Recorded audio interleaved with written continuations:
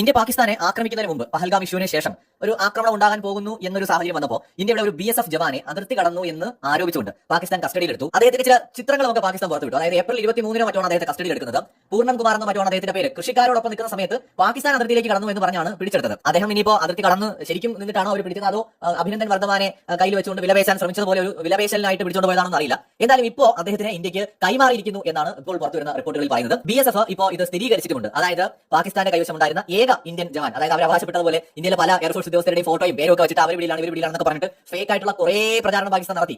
എല്ലാം കെട്ടടങ്ങി ശാന്തമായപ്പോൾ ആ സത്യങ്ങൾ പുറത്തു വരുന്നുണ്ട്. ഇന്ത്യയുടെ BSF ജവാനെ അവർ കൈമാറിയിരിക്കുകയാണ്. ഈ BSF ജവാൻ എന്ന് പറയുന്നത് ഈ സംഘർഷം തുടങ്ങിയതിന് ശേഷമല്ല പിടിയിലായത്. അദ്ദേഹം പിടിയിലാവുന്നത് സംഘർഷം തുടങ്ങുന്നതിന് മുമ്പാണ്. ഇത് ഒരു സാധാരണ സംഭവമാണ്. എന്ന് വെച്ചാൽ പലപ്പോഴും പാകിസ്ഥാൻ ജവാന്മാർ ഇന്ത്യയുടെ പിടിയിലാവാറുണ്ട്, ഇന്ത്യയുടെ ജവാന്മാർ പാകിസ്ഥാന്റെ പിടിയിലാവാറുണ്ട്. ഇങ്ങനെ അതിർത്തിയിൽ അബദ്ധവശാൽ മാറിക്കാരൊക്കെയാണ് പലപ്പോഴും സംഭവിക്കാറുള്ളത്. ഇങ്ങനെ വരുമ്പോൾ ഫ്ലാഗ് മീറ്റിംഗ് വയ്ക്കും, രണ്ട് സൈന്യവും തമ്മിൽ ചർച്ച നടത്തിയിട്ട് കൈമാറുകയാണ് പതിവ് സാധാരണ രീതിയിൽ. ഇത് പക്ഷേ പാകിസ്ഥാൻ പിടിച്ചുകൊണ്ട് പോകുക മാത്രമല്ല, ഫോട്ടോസും കൂടെ എടുത്ത് പ്രചരിപ്പിച്ചു. കാരണം അവർക്ക് ബാർഗൈൻ ചെയ്യണമെന്നുണ്ടായിരുന്നു ഇന്ത്യയുമായിട്ട്. അവരെ ഈ അഭിനന്ദൻ വർദ്ധമാൻ കേസിൽ അവർ മനസ്സിലാക്കിയത് ഇന്ത്യ ഒരു ജവാന് വേണ്ടി വേണമെങ്കിൽ യുദ്ധം വരെ ചെയ്യാൻ തയ്യാറാവും എന്ന് അവർ മനസ്സിലാക്കി. കാരണം അമേരിക്കയിലെ ട്രംപ് അണ്ണൻ വിളിച്ച് പറഞ്ഞു, മോഡി എന്റെ അടുത്ത് പറഞ്ഞിരിക്കുകയാണ് 100 കൊല്ലത്തേക്ക് എണീക്കാത്ത പണി എന്നുള്ളത് ഒരു രക്ഷയില്ല, പെട്ടെന്ന് കൊടുത്തു എന്ന് ട്രംപ് പറഞ്ഞു. കാര്യം മനസ്സിലായി. അങ്ങനെ ഉടനെ തന്നെ വിട്ടുകൊടുത്തതാവാനാണ് നമുക്ക് സാധ്യത. ട്രംപിന്റെ സ്റ്റേറ്റ്മെന്റ് ആണ്. ഇയാൾ പറയുന്നത് നമുക്ക് എല്ലാം വിശ്വസിക്കാൻ പറ്റില്ല. ട്രംപ് പറയുന്നത് മോദി ഇങ്ങനെ പറഞ്ഞു എന്നൊക്കെ ട്രംപ് തന്നെ അവരുടെ പ്രസിഡന്റ് തെരഞ്ഞെടുപ്പ് ക്യാമ്പയിനിൽ പറഞ്ഞതാ. അപ്പൊ എന്തായാലും ഇന്ത്യ ആക്രമിക്കാൻ ഒരുങ്ങിയെന്നുള്ള ഏറെക്കുറെ ഉറപ്പാണ്. അന്ന് പാകിസ്ഥാൻ അഭിനന്ദനെ തമ്മിലായിരുന്നെങ്കിൽ അടിച്ചുറക്കിയെന്ന് ഒരു സംശയമില്ലായിരുന്നു. പക്ഷേ അന്ന് എന്തായാലും പാകിസ്ഥാൻ ബുദ്ധിമുട്ട് കാണിച്ചില്ല, കൈമാറി. അപ്പൊ ഇപ്പോൾ അതുപോലെ ഒന്ന് ബാർഗൈൻ ചെയ്യാൻ ശ്രമിച്ചതാണ്. ഇപ്പോൾ പണി നോക്കാൻ പറഞ്ഞു. നരേന്ദ്രമോദിയുടെ കഴിഞ്ഞ ദിവസത്തെ പ്രസംഗം കേട്ടാൽ അറിയാം, ഇനി ആണവ ഭീഷണി മുതലാവില്ല, ജവാന്മാരെ പിടിച്ചു വെച്ച് ഭീഷണിപ്പെടുത്താനുള്ള പരിപാടി നടക്കില്ല, ഒരു ഭീഷണി നടക്കില്ല, ഇന്ത്യ തിരിച്ചടിക്കും എന്ന് തന്നെയാണ് ഇന്ത്യയുടെ പുതിയ നയം. ഇന്ത്യ ഒരു പോളിസിയിൽ ഒരു